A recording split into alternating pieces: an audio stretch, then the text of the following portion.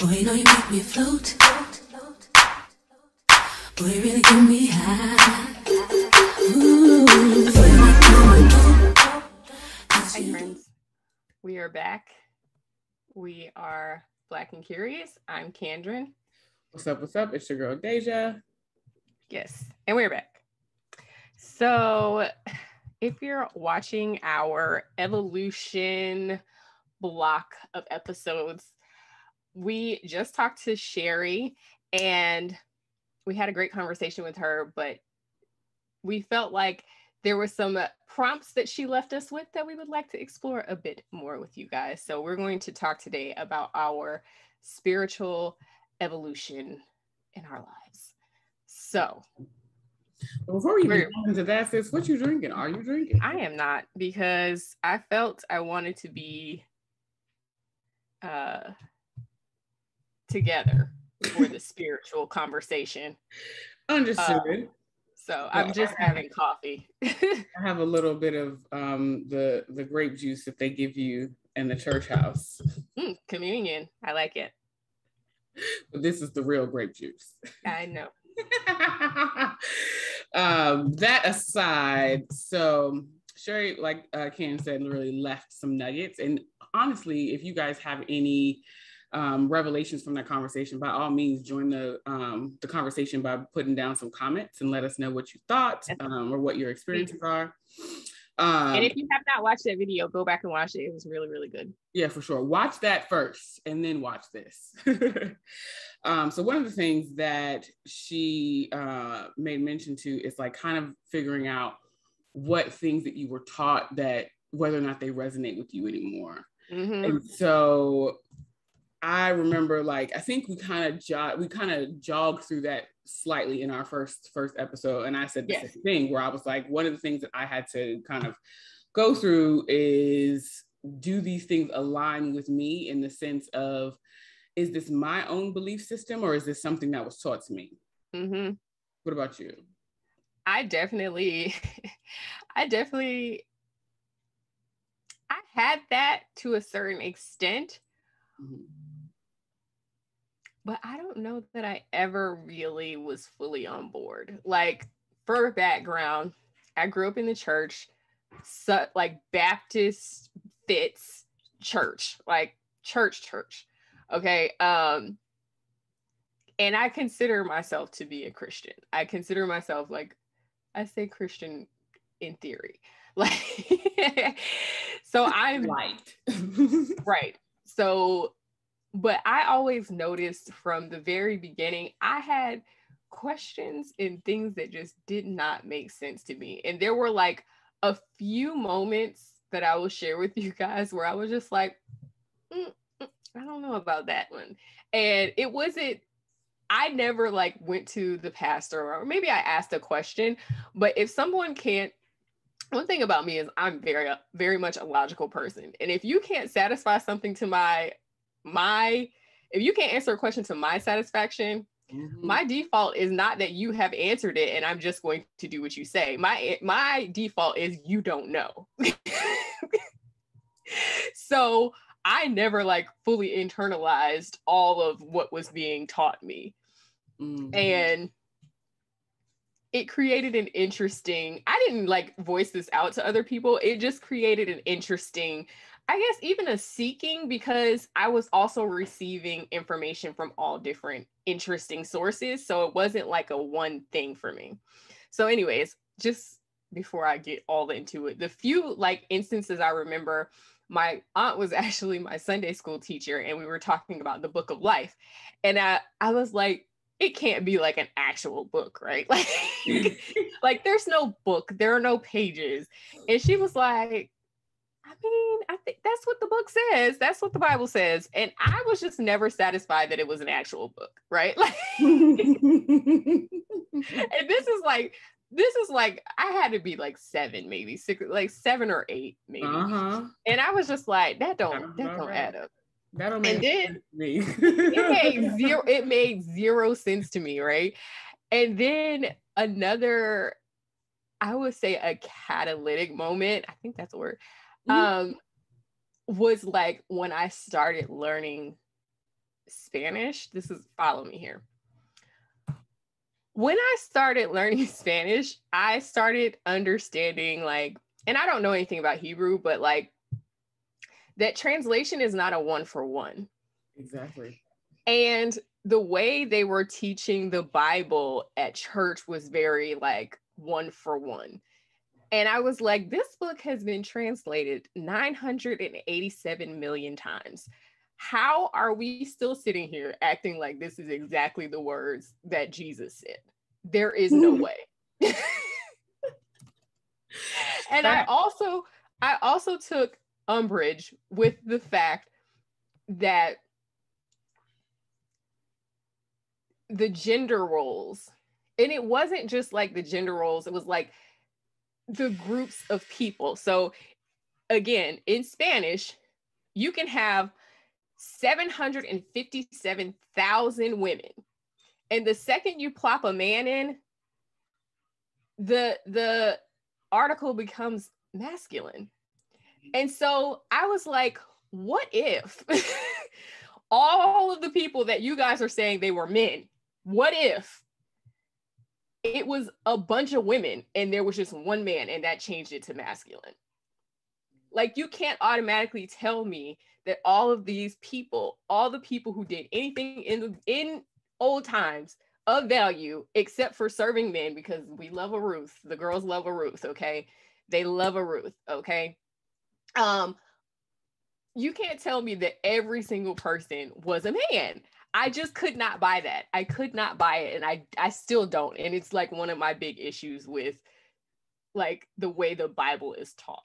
So it was sort of, and that was in the 7th grade when I started. So like, that's what I mean. Like, I don't think I ever fully bought in. Like I was baptized, and I tried, and I, listened to the music, and I really tried, but I don't think I ever fully bought in, because I still had all these questions and I knew that no one around me could answer them. I mean, that's real. I honestly, like, my experience was totally different. My parents didn't start going to church until like I was probably around 8.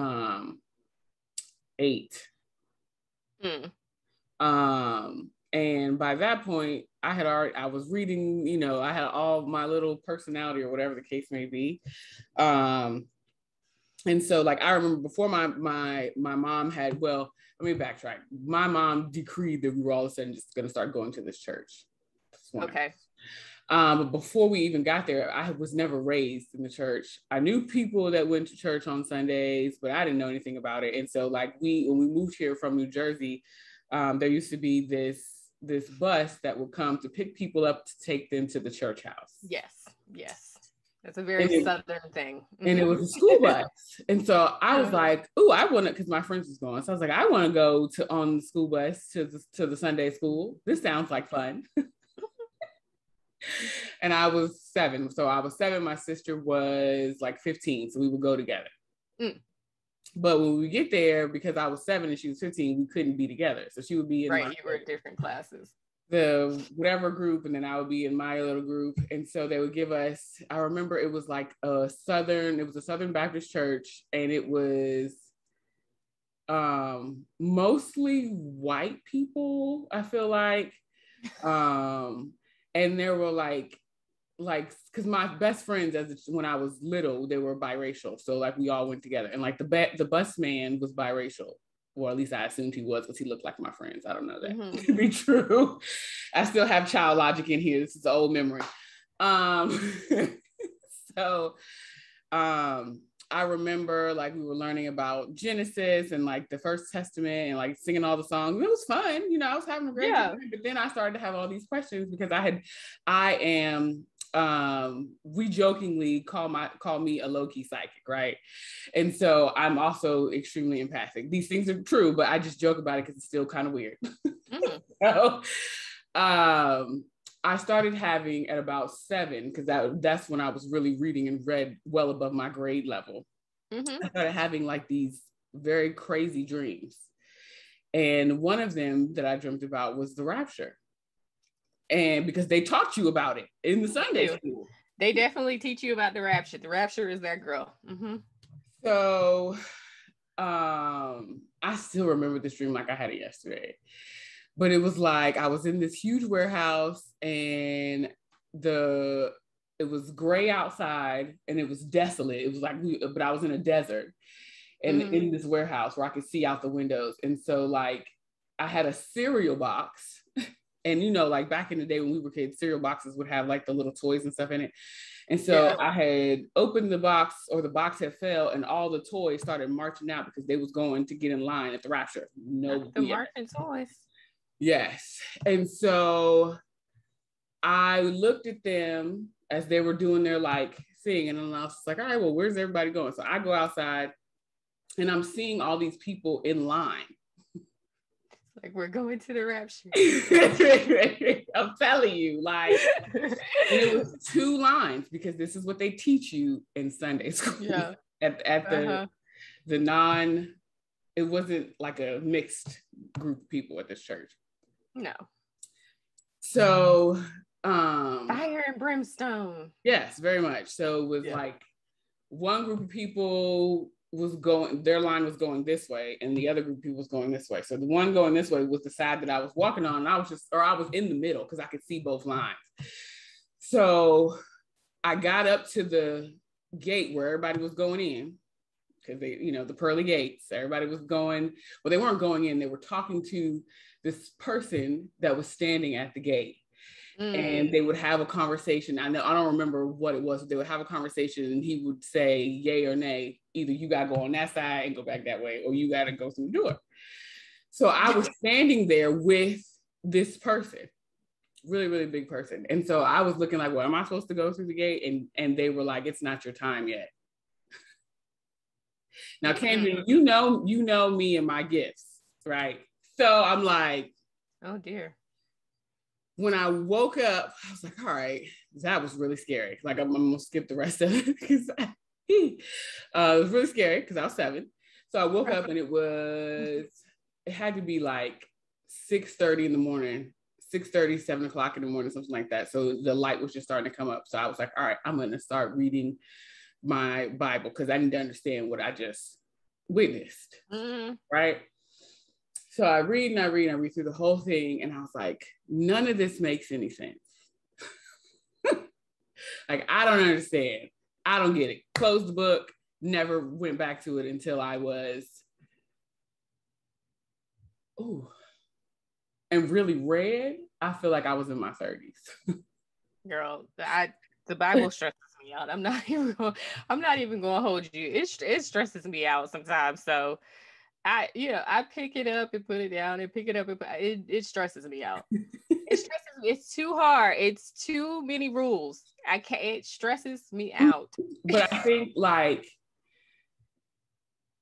so my mom decreed we're going to church. That's what we're all doing. So we get there, and like the environment. Now we're at a Black church, Pentecostal. So oh yes.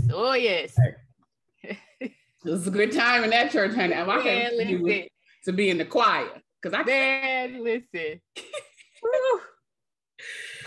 So not the choir, the choir.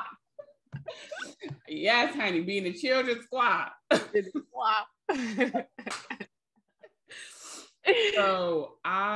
the thing is, by the time we got there and we really started getting into the church house, I was very much a tomboy. I was taller and also thicker than most of the girls of my age group. So I felt very uncomfortable having to wear dresses and stuff all the time because they don't fit me like they fit everybody else. So the church that I was under that was very strict. Women couldn't wear red nail polish or red lipstick. Oh yeah. And dresses had to come past the knees, and the girls had to be dressed the same. Like you had to always have on a dress.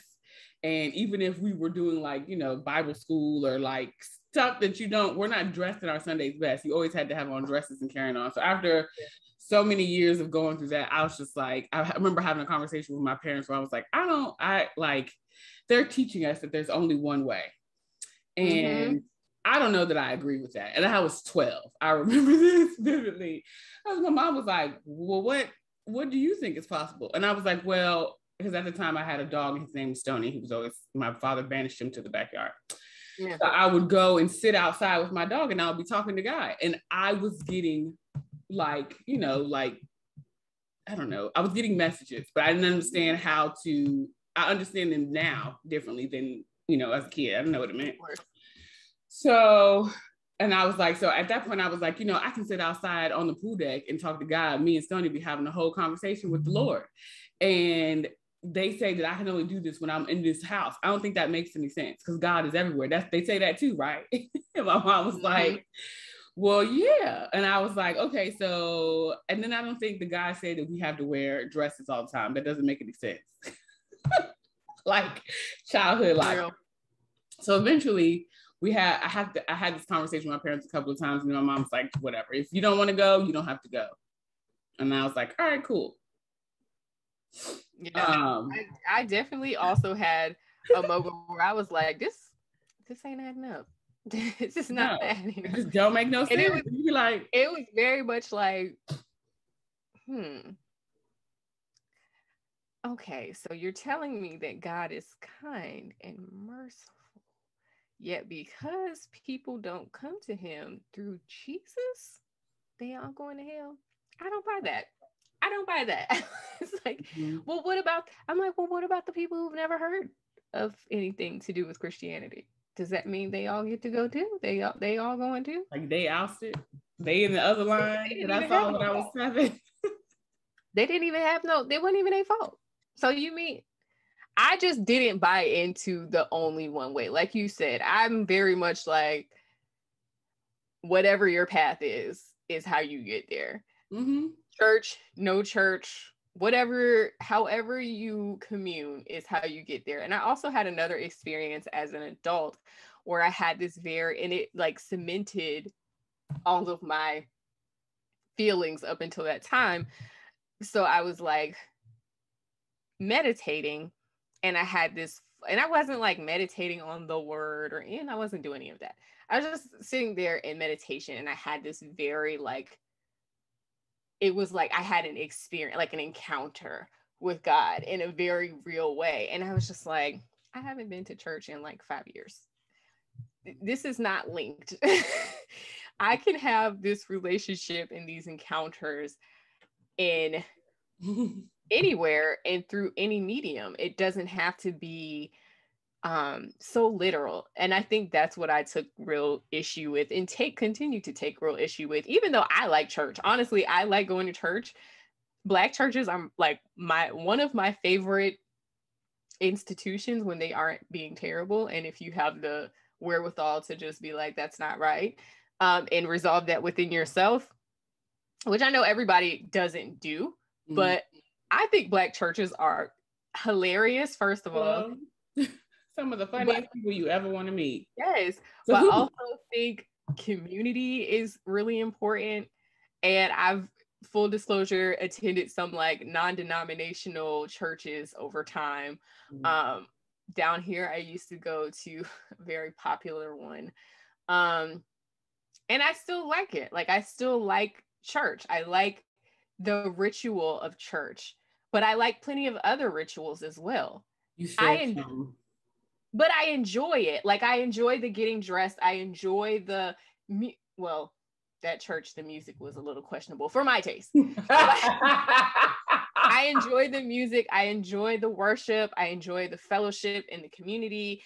And when it's right, because it's not always right. And that was one of the complaints with the church that I was going to. It was like, I've been going here for 4 or 5 years. I've tried to connect with people and this is really giving fake. And we can talk about that too, because I also had that experience in childhood where I was teased more at church than I was in school. Like, which I thought was weird, because it's like, aren't the bullies supposed to be in school? And the bullies were actually at church. Whatever. So yeah, like, I like the ritual of church. I just don't think you have to take everything literally. Agreed. But I love the fact that you said the ritual of church, and like the people tend to separate spirituality and people who have more like spiritual based practices or different religious practices, as it's, well, not, I won't even say, because what I'm speaking about is ATR, which is African traditional religions. They separate those two and they say, well, all that ritualistic behavior is devil worship and all this other stuff. But it's like, well, baby, you going to the church house every Sunday and y'all do all types of ritualistic things. And if it looks very similar. Especially if you're in the right Black church with the Holy Ghost and spirit moving, the girls invite the spirit in to move, honey. Like I went to a Southern Black church that has the wood floors to get the spirit moving. Okay. With the red chairs. The girls who know. Okay. You've been in that church at least one time. It is as Southern Black as they come. Okay. And having been in that environment, I have seen when I was there, saw some things then too. Ooh, we got to talk about that's a conversation that we could have later. Yeah, we talk about that. But yeah, like I think people get tied up on the semantics because it's like ritual. Well, ritual is all over our lives. We create rituals in a lot of different things. Some people can't get their day going without having a cup of coffee. That is a ritual. It's not saying you're worshiping anything, but like it is a ritual that you get started. There's people who have bedtime routines. Those are rituals. Like when you going into your prayer closet and you sit there and if you have candles or prayer candles, like specific, the ones that you can buy from the church, and you sit there and you pray and you have that's the same difference as some of the ATR practices. Yeah. It's wild to me that people just really are so averse. Yeah. Even the exercise of getting on your knees to pray is a ritual, because you could just call out to God right where you're sitting if you felt like it, which is and do it daily. Generally what I do. But hello. like Lord, girl, what is going on here? I just start talking. But it is a ritual to get on your knees and to pray in a specific way. The girls start the prayers a certain way, in the prayer with certain words. Those are all rituals. So it's like this idea that somehow you have divorced yourself completely from ritual because you are Christian is ridiculous. Totally agree. I think to the point of like the getting on the knees thing, I remember having a moment with my mom, especially once I really came into the practices that I have now, where I was wanting to help her connect to our lineage and to show her how, because we are of the same lineage, bloodline, duh. But she said to me, I only get on my knees to pray to my spiritual father or whatever, something like that. And I was like, okay, cool. We're not praying, like this is not that, like I'm trying to just get you to get centered down within yourself, basically like in a seated meditation position. And because she saw a knee go down, it was immediate. Yeah. It's like, well, how else we go? I mean, I'm too old to just pop into the Indian style position as down into Indian style. We got to take some middle steps, girl. I'm old, my knees be popping. But anyway, but to that point, like my mom was just very like, and I thought it was interesting because I'm like, but mom, you've not been in a church house since who knows how long. 1, 2, you weren't raised in the church. So this like staunch holding on to, and I never have understood it. And she can't explain it to me. Well, I mean, I want to say here. I think people hold on to their spirituality or their belief systems for different reasons. Like it may have gotten you through a time. Like I actually had this conversation with my mom of like, because my mom was young when I was born. She was 19, almost 20. So I remember different times in her life. I remember her her early 20s. Really, my memories start around like when she was maybe about 24, 25. And I noticed that there was a shift in her behavior of why, and we started to get more into church and like really being disciplined about going. And like, even though she was raised in the church, but I mean, that's her story to tell why she was put off by the church, but why she like re-engaged and like really went hard with it. And it was because we were in a bad car accident, and there were a bunch of us in the car, like me and a bunch of cousins, and I broke my leg, like the whole entire thing at like 5. And she was just like, she made a commitment at that point in her life that if God saved us, all of us, and he did, that she would not look back. And she did not look back. And so that was like a linchpin of her faith. Yeah. That is a powerful way to look at it. I know my sister Tammy talks about her experience similar to yours, in that she was in a horrible car accident, which made her very fearful of riding in cars and driving for a while. Mm-hmm. And she, was like kind of calling out to God, like you said, like, if you save me or get me through this, then like I will believe. Because for a long time she was just like, I'm agnostic, because she was trying to find her way, trying to figure it out. And now, life is different. Yeah. But nonetheless, I think everyone has to come to their own understanding of who and what God is in their lives by their own means. So whether it be some tragic incident that brings them to God, or some sort of understanding of God, or it be like just an emotional awareness. Yeah. Sometimes you don't have to have anything physical happen to you.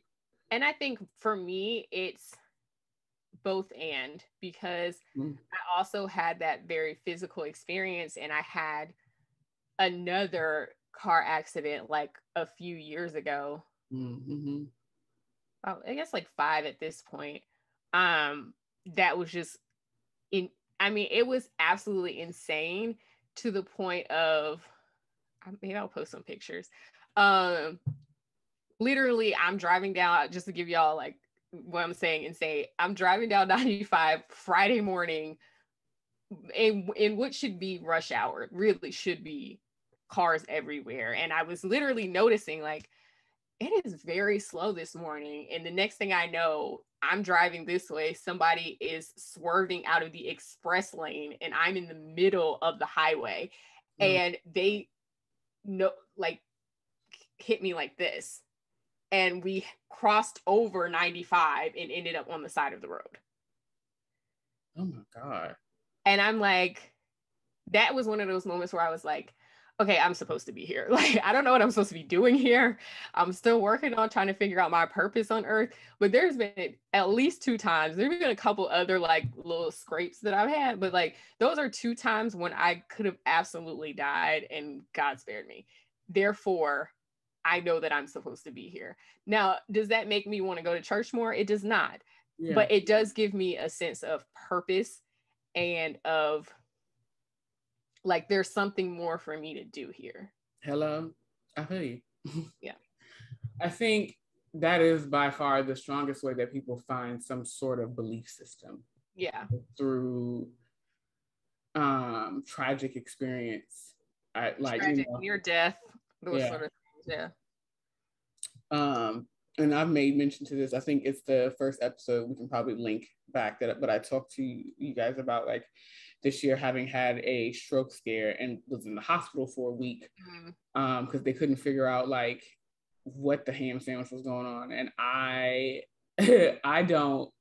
still don't even know. I know that as it started to happen, I remember saying, God, please don't let me die like this. I haven't even done anything that you wanted me to do yet. And then I was like stuttering and blacking out and all the jazz.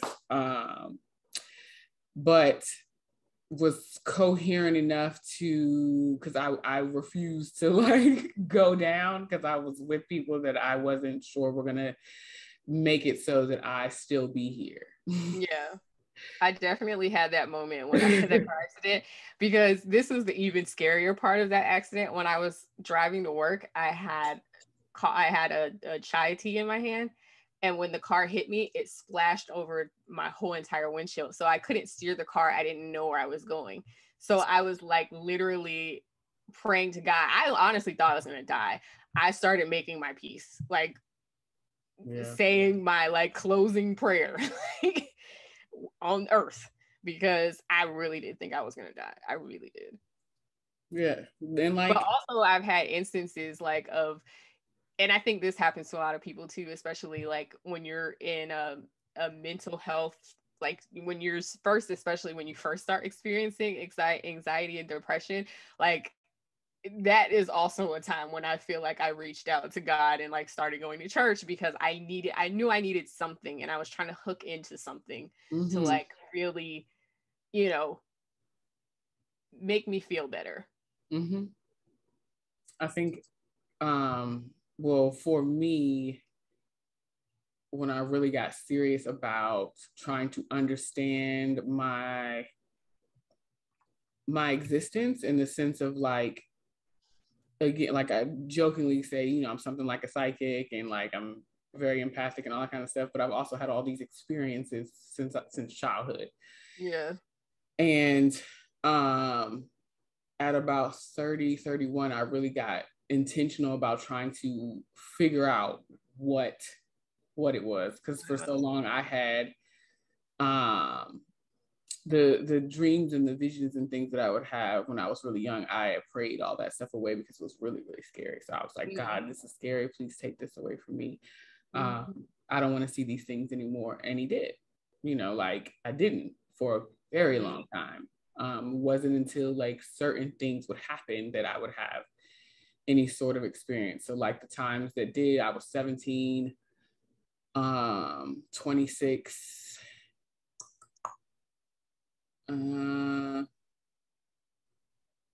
28, 31. And then from that point, it was ongoing. It was like the door was wide open. And in those different experiences, it was just kind of like, this is who you are. So I'm going to nudge you in the direction of trying to get comfortable with that. So like at 31, I was working for Mac, and it was a miserable existence. And so like you, I was searching for something to give me peace of mind. Yes, that's what it is. Because I had started to wake up at like between 4 and like 6 o'clock in the morning for like in the year prior. It was consistent. I would just wake up. The door is open, right? That's when the door is the most open. Yeah. Like the veil is thinnest at that time, where you can, you know, receive messages or communicate with your past loved ones or whatever the case may be. But in those moments, it was just kind of like I was brought back to the conversations that I was having with my parents about what I believed in terms of like this stuff that they tell us at this church. I don't know that I believe that what they're saying is true. I think that because for a long time, many, many years, and I can't say that I don't still believe this, but I would say that, you know, I don't know about the Bible in the sense that there's this preaching that it's only one way, and that's through that Bible is the only way. But by the time I think I was in my mid 20s, we're having conversation with a group of friends. And Samantha was actually there for that conversation. And she was like you, who grew up in the church, very Southern. Samantha's from a small town. So like very Southern, this is all I know, you know, but she was having the same revelations where she was just kind of like, this is a book written by man. And so for me, I was just like, see, exactly. I feel like this is a book of a bunch of good stories to help the masses of people live a good life. Agreed. But it's decreed by other men. That's sort of where I fall out with it too. Sort of like I'm like, you know, not to say it's some stories, child. It's some stories. They're good stories. Yes. But like, it wasn't until my 30s that I learned about Nat Turner, who's from probably like 45 minutes outside of Richmond, who, like, that film that came out, basically, yeah, and they told the true story about how they the colonizers used the Bible to indoctrinate enslaved Africans into believing that this was God's decree. And I was furthermore like, oh no. Yeah, no. But also, like, in tandem with that, I have like ancestral lineage and like root work and understanding of like the earth and how if you give to the earth gives back to you, and like root working practices that use the Psalms. And so like I am still unpacking things, right? Yeah. So at this stage in my life, I have a ancestral altar set up in my home, but in that space is also the Bible, because I have loved ones who came before me who were devoted to those words. So that is how I continue to I guess like walking between the two worlds of me figuring things out and learning new ways, but also understanding that I come from a God-fearing people and in the traditional sense. Yeah. But like there were things that I also realized too, which is, and I was teaching my mom this, which has now made my mother more open to my practices. It's very interesting. She calls me and asks me for like things to do, but I'm like, Mom, there are things that you do that are like, that are you're halfway there. It's voodoo, like the traditions of like the things that we make for New Year's, the saving of the wishbone from the last family holiday feast, the jumping of the broom, like it's a lot of things. Like I'm just trying to remember off the top, but like stuff that my mom has taught me and didn't even know that these things came from this way of believing. Because my mom wasn't raised in the church. She just knew that we had to do things this particular way. And it's been passed down. We were talking that I think that's the same, you know, sort of tying back the conversation with Sherry that we had. We were both talking about like there are all kinds of stuff that even my family does, and my family is church steeped, okay? And you'd be like, girl, that is actually like it can't be that foreign to you, because that's not biblical. God bless, it's not. Like you said, the meal for New Year's, that's all about luck and wishing good things for yourself and calling upon good things to yourself. There are certain practices you do about people who have gone on that are very much, you know, steeped in that. And so, you know, I think it's really cool. And I'm more spiritual than I am like religious, but I am feeling more inclined to tap in a bit more. Lately. Yeah. Definitely.